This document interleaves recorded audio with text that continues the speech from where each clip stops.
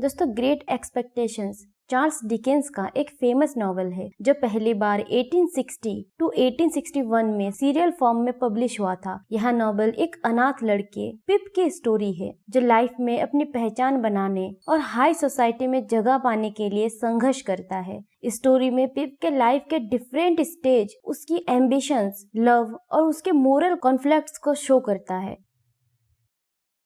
दोस्तों, पीप एक अनाथ लड़का है जो अपनी बड़ी बहन और उसके हस्बैंड जो गारगरी के साथ रहता है। दोस्तों, जो गारगरी एक लोहार होता है और पीप के लिए पिता समान है।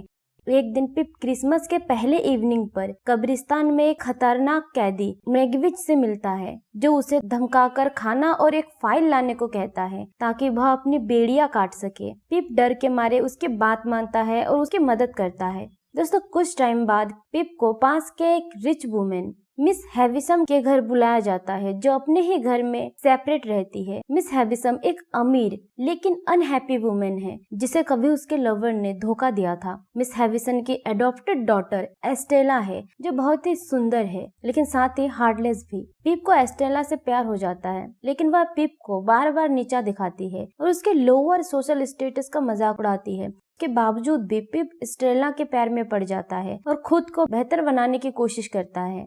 दोस्तों, पिप का लाइफ तब बदलता है जब उसे यह पता चलता है कि उसे एक अननोन पर्सन से एक बड़ी अमाउंट मिलेगी जिससे वह एक जेंटलमैन बन सकता है। पिप सोचता है कि यह मिस हैविसम ही है जो उसको इतना अमाउंट दे रहा है ताकि वह एस्टेला से शादी कर सके।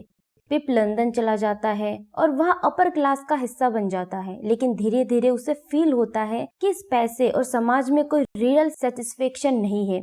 पिप के इस बदलते लाइफ में वह अपने पुराने दोस्तों और फैमिली से भी दूर हो जाता है, स्पेशली जो गारगरी से। एक दिन पिप को यह चौंकाने वाली न्यूज मिलती है कि उसका अन्य संरक्षण वो कोई और नहीं बल्कि मैगविच है, वही कैदी जिससे वह बचपन में मिला था। मैगविच ने अपनी सारी संपत्ति पिप के लिए जमा की थी क्योंकि पिप ने उसकी मदद की थी। पिप को अब अपनी गलतफहमी का एहसास होता है और वह मैगविच की मदद करने की कोशिश करता है लेकिन मैगविच को पुलिस गिरफ्तार कर लेती है और दोस्तों जेल में ही मैगविच की डेथ हो जाता है। उसकी संपत्ति गवर्नमेंट के थ्रू सीज कर दी जाती है और पिप फिर से गरीब हो जाता है।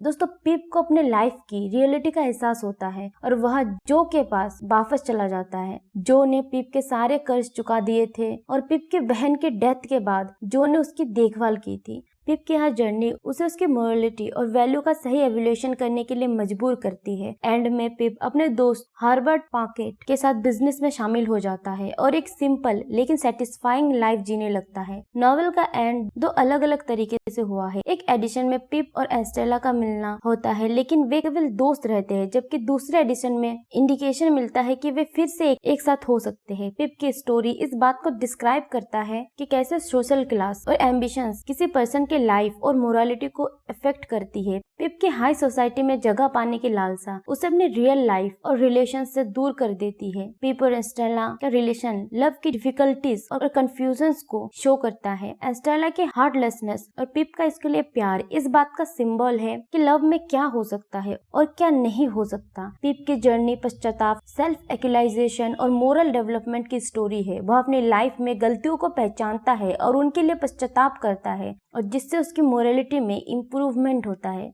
दोस्तों, ग्रेट एक्सपेक्टेशंस चार्ल्स डिकेंस का एक ऐसा नॉवल है जो एक पर्सन की लाइफ जर्नी और उसके मोरल कॉन्फ्लिक्ट्स को शो करता है। पिप की स्टोरी हमें यह दिखाती है कि लाइफ में रियल प्लेजर और सेटिस्फेक्शन सोशल स्टेटस या पैसे से नहीं बल्कि हॉनेस्टी, लव और सेल्फ रियलाइजेशन से मिलती है। यह नॉवल न केवल इंटरेस्टिंग है बल्कि रीडर्स को डीपली सोचने पर मजबूर भी करता है। दोस्तों, वैसे तो ये नॉवल बहुत लंबा है लेकिन मैंने शॉर्ट फॉर्म में ही इस नॉवल का एक पूरा ओवरव्यू देने की कोशिश की है।